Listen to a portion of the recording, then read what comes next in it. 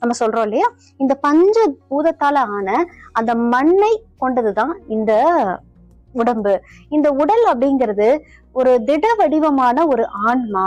இந்த உடம்ப பத்தி நீ சரியா புரிஞ்சுக்கலைன்னா, இதை நீ சரியா வச்சுக்கலைன்னா, இந்த ஒட்டுமொத்த வாழ்க்கையிலயும் நீ துன்பத்தை தான் பெறுவ. அதாவது உடல் ஆரோக்கியம் கெட்டு போச்சுன்னா உன்னுடைய மனம் இயல்பாகவே கெட்டு போயிடும். உன் மனம் கெட்டுச்சுன்னா மகிழ்ச்சி எங்க இருந்து உனக்கு கிடைக்க போகுது? உடலும் மனமும் ரெண்டும் பின்னி பிணைஞ்ச ஒரு ஒரு விஷயமானது. இதுக்கு ஏதோ ஒண்ணுக்குன்னா உடனே இன்னொன்னு பதில் சொல்லும். நிறைய இடங்கள்ல இப்போ நான் பேசிக்கிட்டு இருக்கேன், என்னோட கை இயல்பாகவே அது போயிட்டு வந்துட்டு இருக்கு. இப்போ என்கிட்ட என்ன இன்ஸ்ட்ரக்ஷன் அது கொடுக்கல. ஆனா இந்த உடலோட சேர்ந்து இருக்க மனம் என்னை சிந்திக்க சிந்திக்க அது இயல்பாகவே அது வருது இல்லையா? அப்ப எவ்வளவு நுண்ணறிவு அது கொண்டிருக்கு. மொத்தம் 70 கோடி செல்கள் உள்ளுக்குள்ள இருக்கு.